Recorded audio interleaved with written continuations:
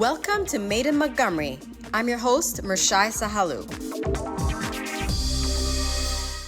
In this show, we'll highlight nonprofits and businesses of Montgomery County that are dedicated to serving their community with passion and impact. We begin with an organization that is dedicated to helping restore dignity and confidence to women facing homelessness and other challenges. 4 words turned Dana Marlowe into what she calls an accidental activist. After losing a considerable amount of weight, I needed new clothing and I needed new bras, and I went shopping. And while I was in the mall getting fitted for new bras, I had asked the sales associate, what could I do with my perfectly good but no longer fitting me bras? And this lovely woman named Deneen told me 4 words: homeless women need bras.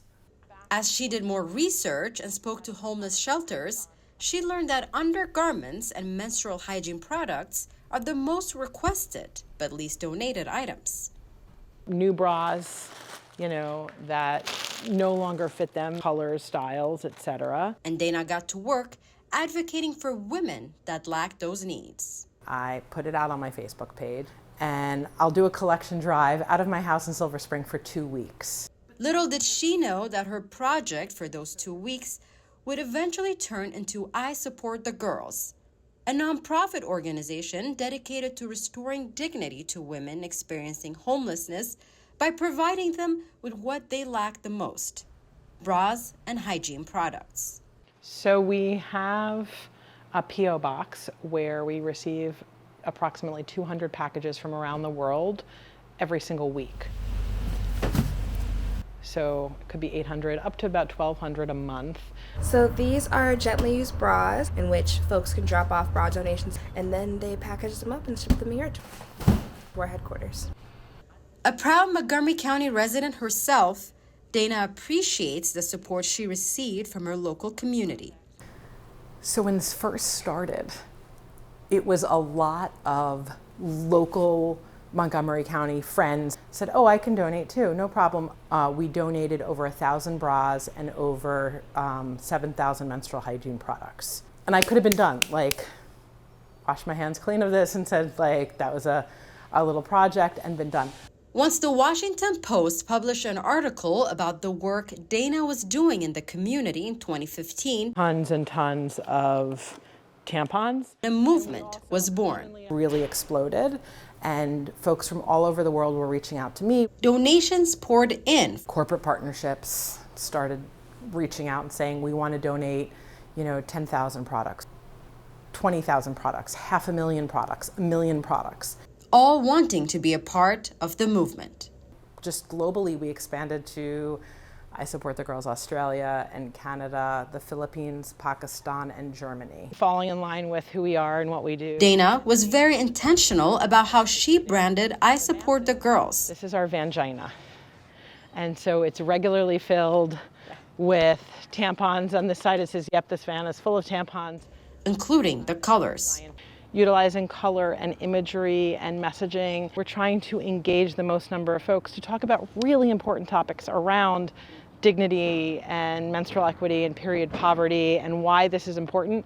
Dana is happy to see how many women I Support the Girls has impacted. But the need is everywhere, right? The need for menstrual products is everywhere. Half the states in the US have a tax on tampons, which shouldn't be so. So it makes them just that much more out of reach for somebody who has to choose between having a hot meal or buying a package of pads for themselves or maybe their teenage daughter. And so it makes them that much more harder to purchase. You are fulfilling such an important need. Our season-long partner Pilot Pen, makers of G2 and the new G2 Edge, the go-to pens of the Kelly Clarkson Show, want to honor truly unstoppable people just like y'all. So they're going to be writing a check to I Support the Girls for $10,000. How does that sound? Making a difference one bra and hygiene product at a time. To learn more about how you can donate or volunteer, visit the website. Nestled in the heart of Montgomery County, the Brookville Beer Farm combines sustainable farming with craft brewing, creating a unique experience that celebrates local ingredients and community spirits. Joseph Thompson has the story. There you go. Brookville Beer Farm is a homegrown brewery that blends farming and brewing to create a wide variety of beers and brick oven pizzas in a community setting. We lived right down the road and kind of saw an opportunity with this lot. And so we ended up talking with the landowner and kind of decided to go in on a partnership and start a brewery here. Took a couple years, but in 2016 we finally opened, had a whole couple rows of hops planted and continued to expand from there. So this is our outdoor bar here that we built last year. It's really kind of livening up the outdoor space that we have. Mostly an outdoor venue and covered patio here so we can accommodate people in the summer and in the winter. We've got a 30 tap system here, so we can get up to about 28 beers on here. This is where you come up to order a beer whenever you're thirsty. This corner here, we have our apiary. I think we're up to 20 hives now. We use a lot of honey in a lot of our products. I'm kind of scared of the bees, so I kind of stay away from there, but it's pretty cool. Also offer brick oven pizza. This is the indoor space that we have here. We have this octagon bar. It's kind of become our kitchen now. They assemble them here on these tables. They can fit up to like 10 pizzas in there, I think. Ingredients from the farm also go into that. If I've got basil that's coming out, that's gonna be the basil that's on all the pizzas. The pizza, all the beer that we produce, there's something that came from this farm in it. The beer farm's goal is to source all their ingredients as locally as possible. We grow a whole acre of hops here on the farm. This is kind of where it all started, but we've expanded the hop yard to be up to an acre now. We only grow the nugget variety right now, and we're doing that because it, is suitable for our climate and is, traditionally what's produced well for us here on the farm. It's pretty exciting to get stuff that's, from the area that we use to make most of our beers, and also different local Montgomery County farms and orchards. We work with Butler's Orchard to get different fruits that we utilize in the beers. We also work with local malt houses that produce malt that is exclusively Maryland grains, so barley and wheat coming from this state and from Montgomery County, so that's really cool. The brewery is adjacent to the tasting room, which allows customers to watch the brewing process in action. You only need 4 ingredients to make beer. That's water, yeast, hops, and malt. Malt is a grain, so once it starts to grow in the germination process, it starts to produce sugars. And then when you roast it, it caramelizes the sugars. Basically, you crush that malt. That helps release some of the sugar.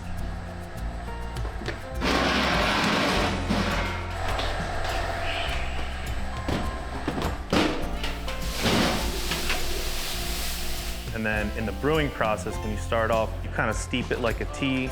It'll get recirculated, and we're looking to extract the sugars out of that malt. And then from there, it gets boiled with the hops. And the hops give it the bittering flavor that kind of makes it taste like beer. And then from there, it's as simple as sending it to a tank after it's cooled.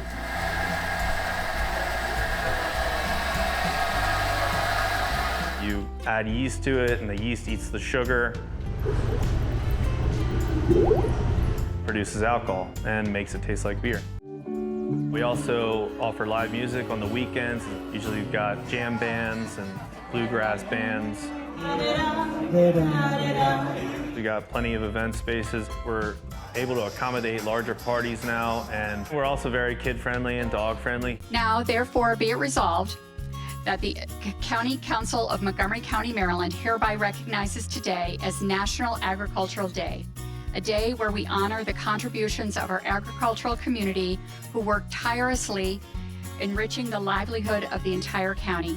The county government and the Office of Ag, they've been pretty invaluable to us, helping our expansion plans, getting stuff approved, helping facilitate that. It's been really, really great.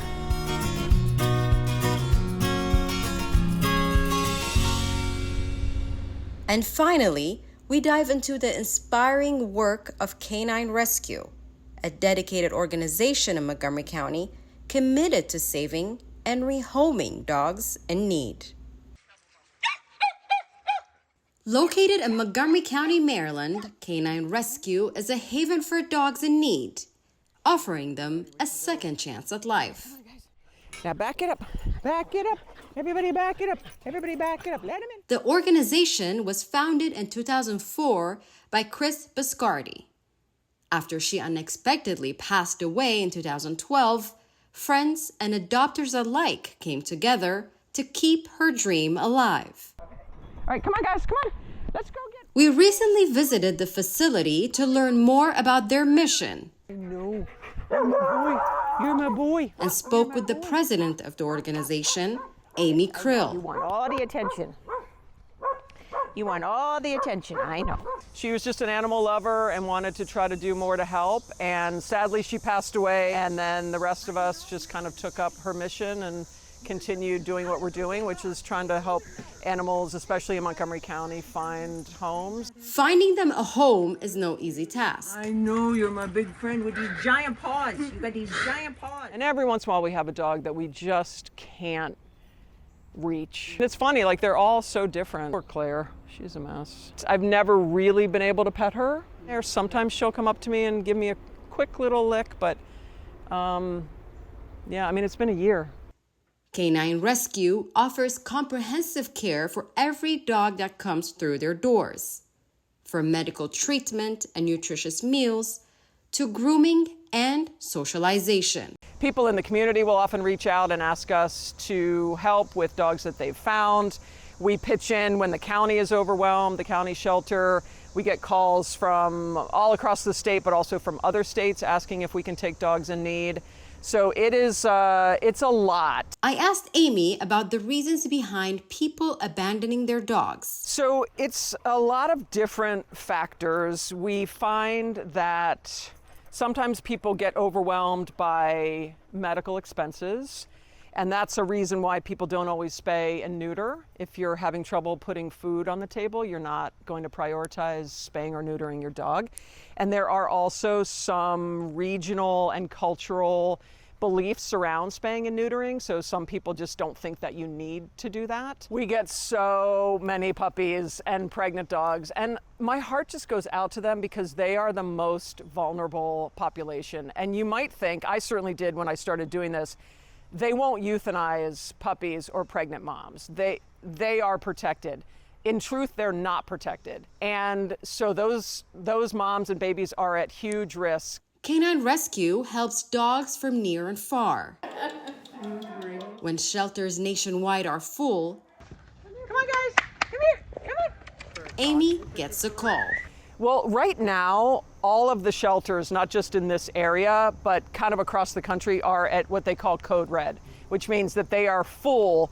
And the space is a finite thing. So when they run out of space, they run out of space. So when the county shelter is affected, they can't take in any more dogs. And that creates a problem. What do you do then if someone needs to surrender a dog or there's a stray? Where do they go? So we're getting more calls than we typically do to step in those instances. Canine Rescue has a robust foster program. I always recommend fostering because it's a great way to do a trial That allows people to provide a temporary nurturing home for dogs. So fosters are the lifeblood of any rescue. So I certainly take in who I can, but I can't take in all of them. So we rely on fosters to open up their homes and hearts to dogs as well. And you are saving not only the life of the dog that you agree to foster, but you're opening up a space for another dog. And then we work to get the dogs adopted. While Canine Rescue's work is undoubtedly challenging, it has been incredibly impactful, saving about 600 dogs last year alone. We see the worst in people, animals being abused, neglected, dumped. We also see the best. And that absolutely keeps us going. And then to know that we've found homes for these dogs, not only helping the dogs, but the people who adopt them. Yeah. Dogs are such a huge part of our lives, and to know that we've made that connection, it's very meaningful. To learn more about how you can help or to find your new furry friend, visit their website. And that wraps up this edition of Made in Montgomery. For County Cable, I'm Mirchaye Sahlu. Thanks for watching.